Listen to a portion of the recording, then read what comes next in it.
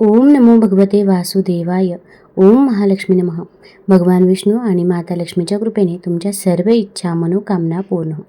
नमस्कार मंडळी. तर आज आहे अपरा एकादशी. तर ही एकादशी अपार पुण्य देणारी, धन देणारी मानली जाते. तर मी आज तुम्हाला अपरा एकादशीची व्रतकथा सांगणार आहे. ही कथा ऐकल्यामुळे आपल्या आयुष्यातील दुःख, दारिद्र्य, गरिबी ही दूर होत असते.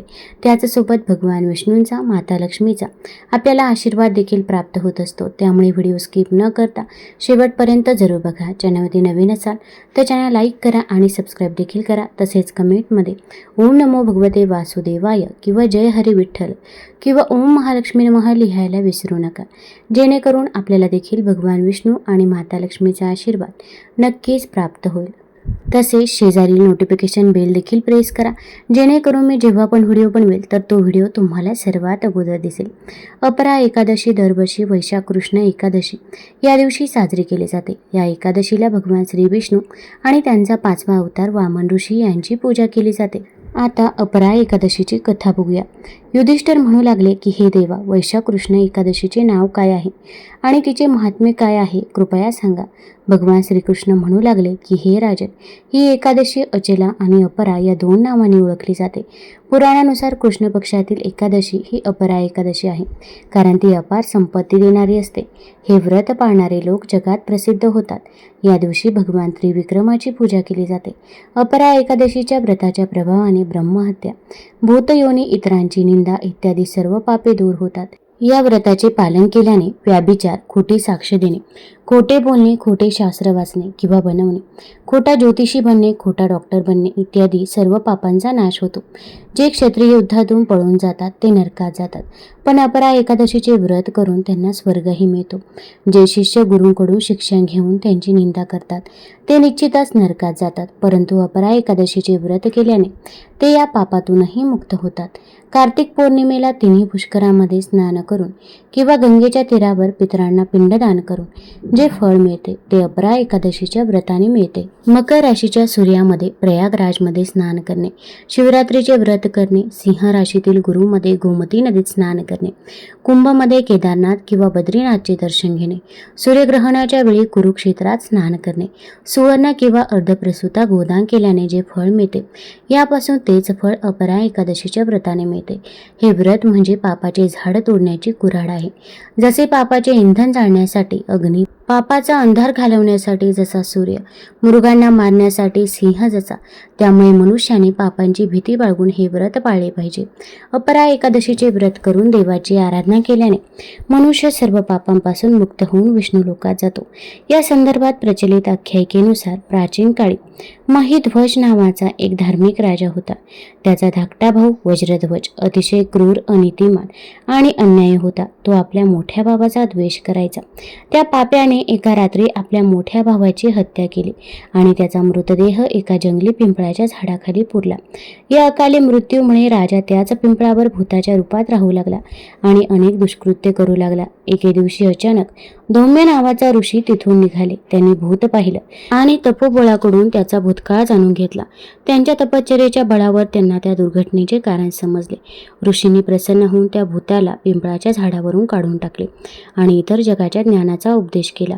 दयाळू ऋषींनी स्वतः राजाच्या भूतापासून मुक्ती मिळवण्यासाठी अपरा अचला एकादशीचे व्रत केले आणि त्याच्यापासून मुक्त होण्यासाठी भूताला आपले पुण्य अर्पण केले. या सद्गुणाच्या प्रभावामुळे राजा भूत योनीतून मुक्त झाला. ऋषींचे आभार मानून दिव्य शरीर घेऊन पुष्पक विमानात बसून स्वर्गात गेला.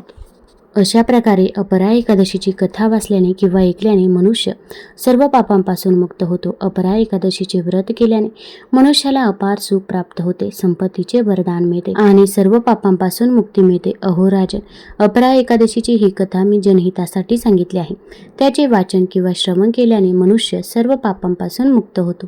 या दिवशी भगवान विष्णूंच्या वामन अवताराची पूजा केली जाते.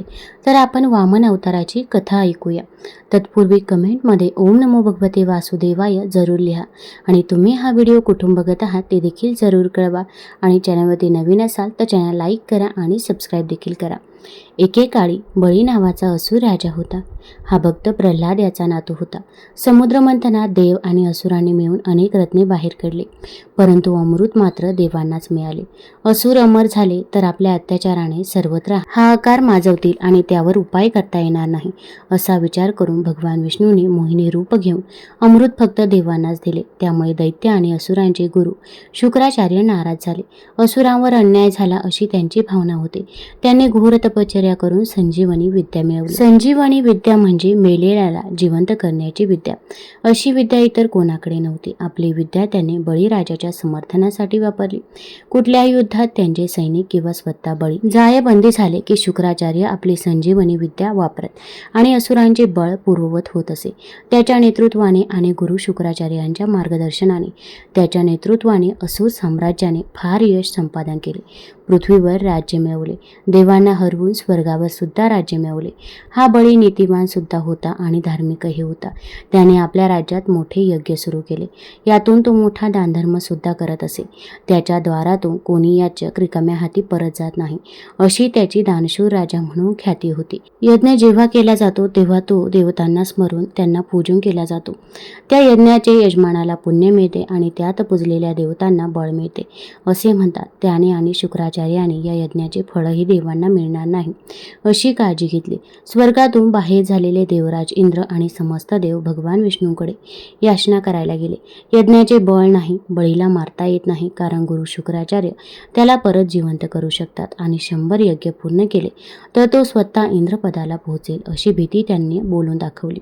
भगवान विष्णूने इंद्राला पुन्हा स्वर्ग मिळवून देण्यासाठी आणि स्थिती पूर्ववत करण्यासाठी अवतार घेण्याचे ठरवले. त्यांनी महर्षी कश्यप आणि त्यांची पत्नी आदिती हिच्या पोटी जन्म घेतला. त्यांचे हे रूप अतिशय लहानखुरे होते. त्यांची उंची अतिशय कमी होती, त्यामुळे वामन असे त्यांचे नामकरण झाले. काही वर्षात त्यांचे यज्ञोपवीत संस्कार झाले.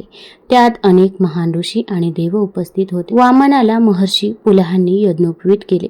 अगस्त्य ऋषींनी मृगचर्म दिले. मरीची ऋषींनी पलाशदंड दिला. अंगिरस ऋषींनी वस्त्र दिले. सूर्यदेवाने डोक्यावर धरायला छत्र दिले. भृगु ऋषींनी खडावा. सरस्वती देवीने रुद्राक्षाची माळ दिली. गुरुदेवांनी कमंडलू दिला आणि कुबेराने भिक्षापात्र दिले. वामनाच्या आईने कोपीन वस्त्र दिले. मग वामन यात्रेला निघाला. इकडे बळीराजाचा 100वा यज्ञ सुरू झाला होता. गुरु शुक्राचार्य आनंदात होते. दूरदूरून याचक यज्ञात अपेक्षेने आले होते. बळीराजा प्रत्येकाला जे मागेल ते देत होता, पुण्य अर्जन करत होता. याचकांचे समाधान करण्यात त्याने कुठलीच कमी सोडली नाही. त्याचा खजिना रिकामा झाला होता. तेथे वामन पोहोचला आणि राजासमोर याचना करायला उभा राहिला. वामनाचे गोड बालस्वरूप पाहून सर्व स्तिमित झाले. बळीराजाने वामनाला पाहून हात जोडले आणि म्हणाला, हे बटू, तुझ्या आधी आलेल्या याचकांच्या इच्छा पूर्ण करता करता माझे भंडार रिकामे झाले आहे. क्षमा असावी, पण आता माझ्याकडे देण्यासारखे धन शिल्लक राहिलेले नाही. वामन म्हणाला, राजा, आधी मला काय हवे आहे ते तरी जाणून घ्या, मग ठरवा तुम्ही मला इच्छित दान देऊ शकता की नाही. ठीक आहे, सांग तुला काय हवे आहे. मला फक्त 3 पावले जमीन हवी आहे. सर्वजण हसायला लागले. काय 3 पावले जमीन? अरे, जमीनच मागायची तर एखादं गाव, एखादं नगर तरी मागायचं. त्रिलोकावर त्याचं राज्य आहे. अशा राजाकडे येऊन फक्त 3 पावले जमीन? मला तेवढी बस आहे महाराज. बोला, देणार का तुम्ही मला? अरे, पण तू एवढीशी जमीन घेऊन करणार तरी काय? महाराज, तुम्ही आधीच्या याचकांना विचारलेत का की तुमचे दान घेऊन ते काय करणार? मग मला का विचारता? वामनाचे संभाषण चातुर्य बघून राजाला कौतुक वाटले होते, परंतु शुक्राचार्यांना मात्र संशय यायला लागला होता. हे देवांचे षडयंत्र असल्याची त्यांना शंका आली. त्यांनी राजाला सावध करण्याचा प्रयत्न केला. राजा, मला या बटूवर आणि त्याच्या विचित्र मागणीवर संशय येतो. त्याच्यावर लक्ष देऊ नका. चला, आपण आपला यज्ञ पूर्ण करू. वामन लगेच म्हणाला, यज्ञात आलेल्या एका याचकाची साधी मागणी पूर्ण न करता तुमचा यज्ञ पूर्ण होईल असे वाटते का तुम्हाला महाराज? बळीराजाने आजवर सर्व याचकांची इच्छा पूर्ण केली होती. तो म्हणाला, नाही गुरुदेव, हा बटू म्हणतो ते बरोबर आहे. याचकाला असंतुष्ट सोडून मी यज्ञ कसा पूर्ण करू? वामन म्हणाला, मग घ्या ते जलपात्र आणि दानाचा संकल्प सोडा. बळीराजाने जलपात्र घेतले. शुक्राचार्यांची यात काहीतरी षडयंत्र असल्याची खात्रीच पटली होती. त्यांनी बळी आपले ऐकणार नाही हे ओळखून त्याच्या संकल्पात बाधा आणण्याचा प्रयत्न केला. ते सूक्ष्म रूपात त्या जलपात्राच्या पाणी ओतण्याच्या नळीत जाऊन बसले. त्यामुळे त्यातून पाणी बाहेर येऊ शकत नव्हते. वामनाने हे ओळखले. त्याने बळीराजाला सुचवले, काहीतरी अडकले असेल त्या पात्रात. एखादी दर्भ काडी घेऊन त्यात टाकून बघा, पाण्याचा मार्ग मोकळा होईल. राजाने तसे केले आणि दुर्दैवाने ती काडी सूक्ष्म रूपात बसलेल्या शुक्राचार्यांच्या डोळ्यात गेली आणि त्यांचा एक डोळा निकामी झाला. अतिशय संतप्त होऊन ते बाहेर आले आणि राजावर रागून निघून गेले. या प्रसंगावरून झारीतील शुक्राचार्य हिमवून पडले. जे दुसऱ्याच्या संकल्पात अडथळे आणतात त्यांना उद्देशून झारीतील शुक्राचार्य असे म्हटले जाते. बळीराजाने वामनाला वचन दिले होते, त्यामुळे त्याने संकल्प सोडला आणि वामनाला त्याच्या राज्यात कुठेही 3 पावले जमीन घेण्याची परवानगी दिली. आता वामनाने एक चमत्कार केला. आपला आकार वाढवत नेत महाकाय रूप धारण केले. मग एक पाय पृथ्वीवर आणि दुसरा पाय स्वर्गात ठेवून 2 पावले घेतली आणि मग बळीला विचारले, आता तिसरे पाऊल कुठे ठेवू? आता बळीला प्रश्न पडला. त्याने ओळखले की स्वतः भगवान विष्णूच त्याच्या दारी याचक म्हणून आले आहेत आणि आपली परीक्षा पाहत आहेत. ते देवासमोर खाली बसला आणि म्हणाला, तिसरे पाऊल माझ्या मस्तकावर ठेवा भगवान. त्याने स्वतःला देवाला समर्पित करून टाकले. वामनाने तिसरे पाऊल राजाच्या डोक्यावर ठेवले. बळीराजाची समर्पण वृत्ती, वचनबद्धता, दानशूरता या सगळ्यामुळे ते प्रसन्न झाले. भगवान विष्णूने आपल्या पावलाने पृथ्वी आणि स्वर्ग पुन्हा अंकित केला होता. त्यांनी पृथ्वी मानवांना आणि स्वर्ग देवांना पुन्हा देऊन टाकला आणि बळीराजाला त्याच्या कृत्याची बक्षीस म्हणून पाताळात पाठवून त्याला तिथे अनंत काळ राज्य करण्याचा आशीर्वाद दिला. वर स्वतः त्याच्या इच्छेखातर त्याच्या राज्याचे द्वारपाल होण्यास तयार झाले. असे म्हणतात की बळीराजाचे आपल्या प्रजेवर आणि प्रजेचे राजावर खूप प्रेम होते. त्यामुळे विष्णूने बळीराजाला दरवर्षी एकदा आपल्या प्रजेला भेटायला यायची परवानगी दिली. केरळमधील महाबलीपुरम हे शहर बळीराजाची राजधानी समजली जाते आणि ओणम या सणाच्या वेळेस तो प्रजेला भेटायला येतो असे समजतात. वामन जेव्हा बळीराजाकडे आले तेव्हा त्याचे गोजिरे बालस्वरूप पाहून सर्वजण मोहित झाले होते. बळीराजाची मुलगी रत्नमाला हिला वामनाकडे बघून आपलाही असा मुलगा असायला हवा होता, तो माझे दूध पिऊन मोठा झाला असता असे मनात आले. वामनाने अंतर्मनाने ही इच्छा जाणून त्याला मनातच तथास्तु म्हटले. काही वेळातच जेव्हा वामनाने आपला हेतू उघड करून बळीराजाला पाताळात पाठवले आणि स्वर्ग पृथ्वी काढून घेतली, तेव्हा मात्र रत्नमालेला प्रचंड राग आला. रागाच्या भरात तिने विचार केला, अशा मुलाला तर मी विष दिले असते. वामनाने मनातल्या मनात त्यालाही तथास्तु म्हटले. तिच्या या दोन्ही इच्छा पुढच्या एका जन्मात कृष्ण आणि पुतनेच्या रूपाने पूर्ण झाल्या.